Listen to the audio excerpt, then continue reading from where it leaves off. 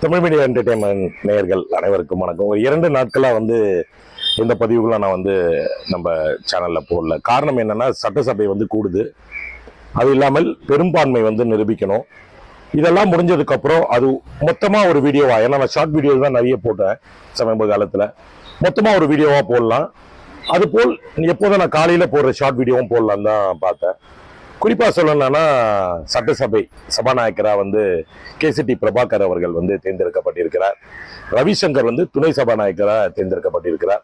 இவங்க 2 பேருமே மனு தாக்கல் பண்ணும்போது ஆப்போசிட்டா இந்த கட்சியில இருந்த யாரும் மனு தாக்கல் செய்யாததுனால அண்ணன் போஸ்ட்ல 2 பேருமே வந்துட்டாங்க. குறிப்பிட்டு சொல்லணும்னா, தமிழக வெற்றி கழகம் சார்பாக சபாநாயகராக இருக்கிற கேடிசி பிரபாகர் அவர்கள் எம்ஜிஆர் ஆட்சி காலத்திலேயே எம்எல்ஏவா இருந்திருக்கிறார். 1980லயே அவர் எம்எல்ஏவா இருந்திருக்கிறார். அதுக்கப்புறம் 2011லயும் அம்மா காலத்துல இருந்திருக்கிறார்.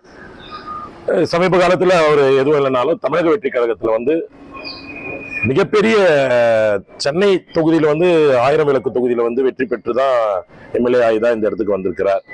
ரவிசங்கர் ஒரு புதுமுகம். அவரை குறிப்பிடும் போது அவருக்கு 30 வயசு தான் அவர் துணை சபாநாயகரா போட்டிருக்காங்க. துணை சபாநாயகரா ரொம்ப எங்கேஜ்ல திருநாவுக்கரசு முன்னாள் அமைச்சர் எம்ஜிஆர், முன்னாள் முதலமைச்சர் எம்ஜிஆர் ஐயா திருநாவுக்கரசு 28 வயதிலேயே துணை சபாநாயகரா அந்த காலகட்டத்தில் போட்டதாக சொல்றாங்க. மேற்கொண்டு வெற்றி கழகத்தினுடைய முதலமைச்சர் பதவியேற்றுக் கொண்டார். மேற்கொண்டு எதிர்கட்சிகள் வரிசையில முன்னாள் துணை முதலமைச்சர் திமுக கழகத்தினுடைய மகன் உதயநிதி ஸ்டாலின் அவர்கள் எதிர்கட்சி தலைவராக பொறுப்பேற்றுக் கொண்டார். அது இல்லாம ஒரு 5 அமைச்சர்கள் செங்கோட்டையன், நிர்மல்குமார், அர்ஜுனா போன்றவர்கள்லாம் அமைச்சராக பதவியேற்றிருக்காங்க. அது என்னென்ற துறைகள் என்பது வருங்காலங்கள் நம்ம பார்க்கணும். மேற்கொண்டு பார்த்தோன்னா, நேற்று பெரும்பான்மையை நிரூபிக்கிறதுக்காக சட்டசபை கூறுச்சு. சட்டசபை கூறும்பொழுது என்ன நடந்ததுன்னா, மிகப்பெரிய ஒரு குழப்ப சூழ்நிலையில தான் எல்லாருமே உட்கார்ந்தாங்க. காரணம் என்னன்னா, தமிழக வெற்றி கழகம் 107 தொகுதியில இருக்கு. அதாவது 108, ஒன்று திருச்சி ரிசைன் பண்ணிட்டாரு முதலமைச்சர் விஜய் அவர்கள். 107 ஆல்ரெடி காங்கிரஸ் 5, 2 கம்யூனிஸ்ட் 4, விடுதலை சிறுத்தைகள் 2, முஸ்லிம் கட்சி முஸ்லிம் லீக் அவர்கள் கட்சி 2 அப்படின்னு இருக்கும்பொழுது 120 இருக்கு. இருந்தாலும் பெரும்பான்மையை நிரூபிக்க வேண்டும் அப்படின்னும் பொழுது அதிமுகவில் ஒரு சின்ன சலசலப்பு. சி.வி. சண்முகம், முன்னாள் அமைச்சர் சி.வி. சண்முகம், வேலுமணி தலைமையில் ஒரு அணியும், எடப்பாடியார், நயனா நாகேந்திரர் அந்த இதுல ஒரு அணியும் பிரிஞ்சு இருந்தார்கள். அவர்கள் அதிமுக இரட்டையரில் வெற்றி பெற்றிருந்தாலும் எலெக்ஷனுடைய தோல்விக்கு தார்மீகமாக பொறுப்பேற்று நாங்க தாவேக்கால நாங்க இணைய போறோம்னா, தாவேக்கால இணையல, நாங்க வெளியிலிருந்து ஆதரவு கொடுக்க போறோம். நம்ம முதல்ல எலெக்ஷனுக்கு முன்னாடியே தாவேக்கால நம்ம இணைந்து போட்டியிடலாம் பொழுது தன்னிச்சையான முடிவுகளை எடப்பாடியார் எடுத்ததா சி.வி. சண்முகம் அவர்கள் குறிப்பிட்டிருக்கிறார். நேற்று ஓட்டெடுப்பில் கூட 25 எம்எல்ஏக்கள், அதிமுகவுடைய 25 எம்எல்ஏக்கள் தாவேக்காக்கு ஆதரவாக ஓட்டளித்திருக்கிறார்கள். அதனால் 120 என்பது 144 இடத்துல தாவேக்காக்கு ஆதரவு சட்டசபையில வந்துடுச்சு. அதனால பெரும்பான்மையை நிரூபிச்சிட்டாங்க.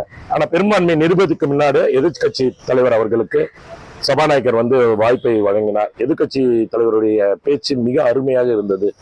அவரு துணை முதலமைச்சராக இருக்கும்போது கூட இந்த மாதிரி நான் ஸ்பீக்கெல்லாம் பார்த்தது கிடையாது. சட்டசபைக்கு அப்பாற்பட்டு வெளியில மீட்டிங்ல பேசும்போதெல்லாம் பார்த்திருக்கிறேன். அந்த பேச்சுக்கும் இதுக்கும் ஒரு மிக சிறந்த ஒரு எதிர்கட்சி தலைவருக்கான ஒரு பேச்சு திறமை இருந்தது. பேச்சு திறமை இருந்தது தவிர எழுதி கொடுத்ததான் படிக்க தெரியுது. சுயமாக பேசக்கூடிய அளவு அவருக்கு இருக்கான்னு ஆச்சரியம் தான். ஏன்னா கலைஞருடைய பேரன் அவர்கள், கலைஞர் ஆன் ஸ்பாட் அங்க ஆப்போசிட்ல ஜெயலலிதா அம்மையார்கள் இல்ல எம்ஜிஆரோ ஏதாவது இருந்தா இவர் உடனே ஒரு கவுண்டர் எடுத்து பேசக்கூடிய திறமையை உதயநிதி அவர்கள் வளர்த்து கொண்டுவார் என்று நான் நினைக்கிறேன். ஏன்னா நேற்று கூட அவர் ஒரு 3 நிமிஷத்துக்கு தொடர்ந்து நீங்க நானும் காலேஜ்ல ஒன்னாதான், ஒரே காலேஜ்ல தான் படிச்சிருக்கோம், மற்றபடி கட்சி அளவுல நாங்க தான் சீனியர், இது 75 வருட கட்சி, எங்க கட்சியில வெற்றி பெற்றவங்கள தான் நீங்க உங்க பெரும்பான்மைக்கு எடுத்துட்டீங்களா சொன்னாரு. ஒன்ன தவிர உங்க கட்சியில இருந்து உங்க கட்சியில அவங்கள சேமிச்சுக்க வச்சுக்க தெரியலையே, அவங்கள பாதுகாக்க தெரியலையே. அவங்களுக்கு உண்டான பதவியை நீங்க கொடுத்துருக்கலாமே. நீங்க அமைச்சரவையில பதவி கொடுத்துருக்கீங்களா? அவருக்கு உண்டான மரியாதையை கொடுத்துருக்கீங்களா? காங்கிரஸ் தொடர்ந்து 20 வருடமா அவங்க கூட இருக்கு. அவங்களுக்கு எதுவுமே நீங்க பண்ணல. அதனாலதான் அவங்க அடுத்தது இதுக்கு நோக்கி போகிறாங்க. குதிரை பேரம் அப்படின்னா நீங்க பேசும்போது அதுக்கு கவுண்டர் கொடுக்கும்போது நீங்க உள்ள இல்லையா தான் எனக்கு ரொம்ப இது. அவர் ஒரே வார்த்தையில சொல்லிட்டார் முதலமைச்சர், குதிரை பேரம் ஆட்சி கிடையாது, குதிரை வேகம் ஆட்சி இது அப்படின்னு ரொம்ப சைலண்டா சொல்லிட்டாரு. இனிமே அவர் பேச்சுல இருக்கக்கூடாது, செயல்ல இருக்கணும்ட்டு தேவையான விஷயங்களை மட்டும் பதிவிட்டார். நீங்க குத்தி குத்தி காட்டுற மாதிரி ஒரு விஷயத்தை பதிவு, அதை மட்டும் சொல்லிட்டு நான் முடிச்சுக்கிறேன்.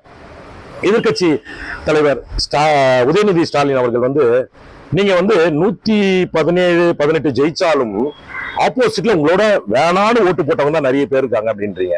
அப்படி பார்த்தா கலைஞர் ஐயா 96 மைனாரிட்டி 96ல ஆட்சி அமைச்ச காலம்லாம் இருக்கு. அதெல்லாம் உங்களுக்கு தெரியுமான்னு தெரியல. அப்போ காங்கிரஸும் பாமகவும் கூட்டணி கட்சி உங்களுக்கு ஆதரவு கொடுக்கலன்னா அன்னைக்கு டிஸ்மிஸ் ஆயிருக்கும்.